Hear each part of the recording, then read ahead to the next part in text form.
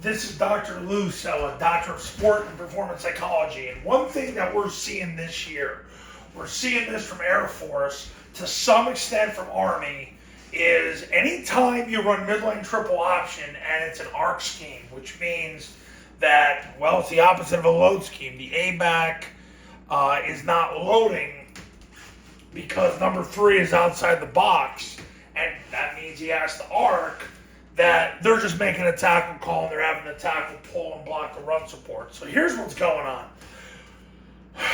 So you've got a 3 tech, which that's number 1, 5 tech, that's number 2, and then an overhang, that's number 3.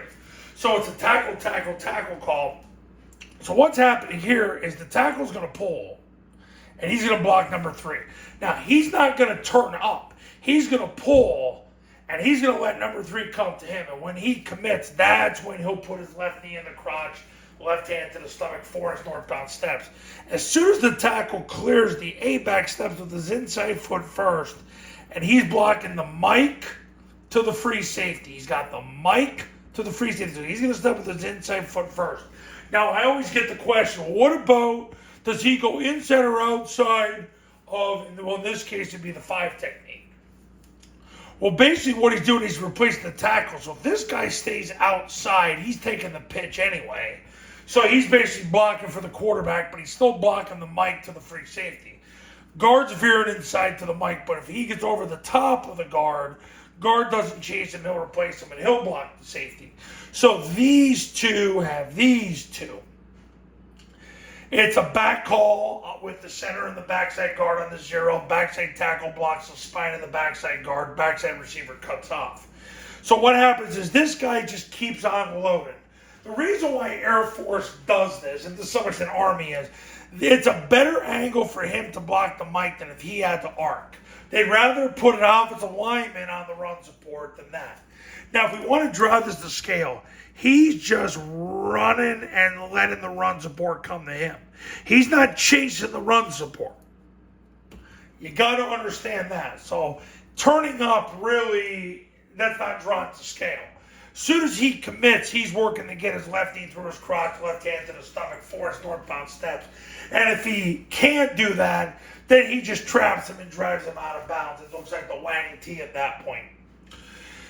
Quarterback takes the snap, jumps backside, points the ball. The B-back sprints through the ball, sprints through the play side into the guard, sprints through the end zone if one takes the B. Quarterback reseats the ball, runs off tackle, runs in the end zone unless number 2 can tackle him. If that's the case, stops his feet, flicks the ball to the A coming around. Cadence is down, ready, set, hut. He'll leave on the Y and ready. Hammer, double drive, turn up at 60 degrees, and immediately get ready to catch the pitch, hit the seam, and score. So that's midline triple option versus the bear with the tackle call. That seems to be the norm, not the exception in 2024. The Air Force has made it obvious they want the A-back on the mic as much as possible. The only exception would be is if there is double run support, then the A-back does not have a choice in that particular case. Now, there are situations where that might not necessarily hold up on a tech call. If you get a 2 and a 20 technique and they M stunt, the A-back's going to have to line up and he's going to be the veer guy. So there's still some variables that have to be worked out with that. So it's not always all-encompassing automatic, but this is something that they're doing. So just be aware of that.